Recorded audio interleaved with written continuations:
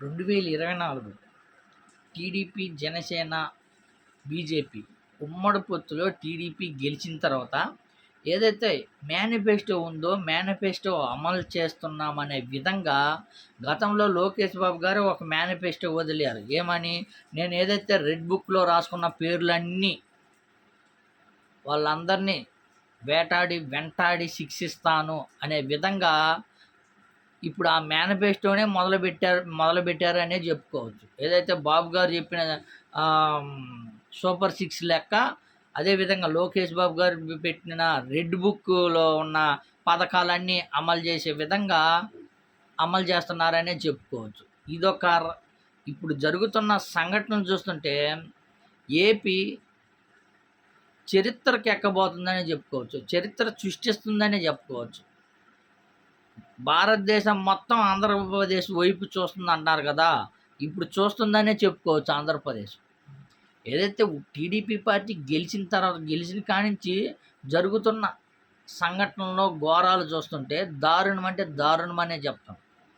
గతంలో చూడండి, ఏదైతే టీడీపీ పార్టీ గెలిచిన కానించి అని చూడండి, నూజివీడులో జరిగిన కత్తిపోట్ల దాడులు కానీ, తర్వాత మంగళగిరిలో జరిగిన ఏదైతే పాలేటి కృష్ణవేణి వాళ్ళ భర్త రాజ్ కుమార్ని మోకాల మీద నిలబెట్టి లోకేష్ బాబు గారిని క్షమాపణ అడిపించుకుంటేనే, ఇలాంటి సంఘటనలు చూసినవి కొన్ని జరగని, అసలు కనిపించని ఎన్నో జరుగుతున్నాయి.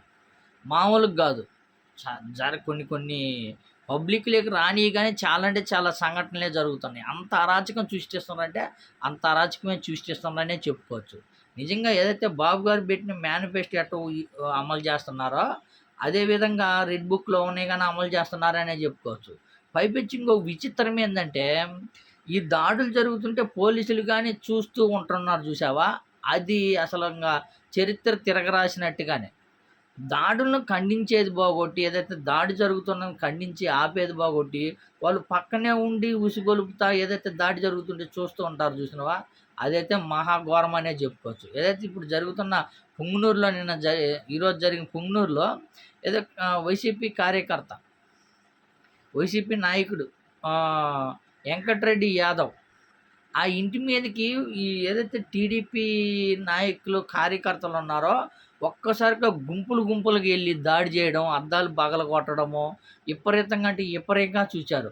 దాడి చేస్తుంటే పక్కనే పోలీసులు కానీ ఉన్నా కానీ ఏదో చూసి చున్నట్టుగా, ఏదో తప్పిస్తున్నట్టుగా, ఏదో ఆగండి అనే విధంగా తప్పిస్తున్నట్టుగా చేస్తున్నారే తప్ప ఫుల్ బందోబస్తు చేసి అటువంటి గొడవలు జరగకూడదు, ఏ దారుణాలు జరగకూడదు అనే విధంగా అసలు పట్టించుకోకపోవడం చాలా అంటే చాలా దారుణమనే చెప్పుకోవచ్చు. ఇంకో విషయం ఏంటంటే, వెంకరెడ్డి యాదవ్ ఇంటి దగ్గరలోనే పోలీస్ స్టేషన్ పక్కన సమీపమే, అయినా కానీ వాళ్ళ ఇంటి మీదకి రాళ్ళ దాడి గురిపించడం, ఆయన మీదకి కర్రలు తీసుకుపోయి దాడులు చేయడము ఎంత దారుణం అసలు ఇది.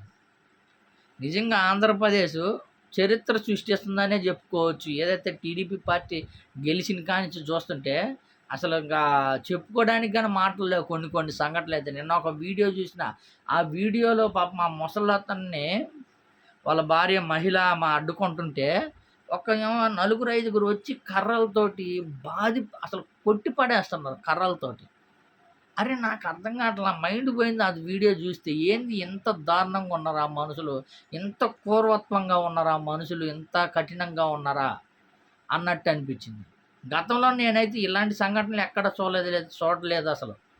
ఇప్పుడు చూస్తుంటే అబ్బా ఇంత దారుణంగా ఉన్నారా మనుషులు, ఇంత కఠినంగా ఉన్నారా అనిపిస్తుంది. అంత దారుణంగా ఇన్ని సంఘటనలు జరుగుతున్నా కానీ పోలీసు వ్యవస్థ ఏంటో మనం అనలేము. కానీ అసలు ఈ వ్యవస్థని కనీసం దాన్ని పకడ్బందీగా చేసి ఎవరైతే ఇలా దాడులకు పాల్పడుతున్నారో వాళ్ళనైనా కఠినంగా శిక్షించాలని కోరుకుంటారు. ఒక సామాన్య ప్రజలకు, సామాన్య కార్యకర్తలు కోరుకునేది కానీ అదే.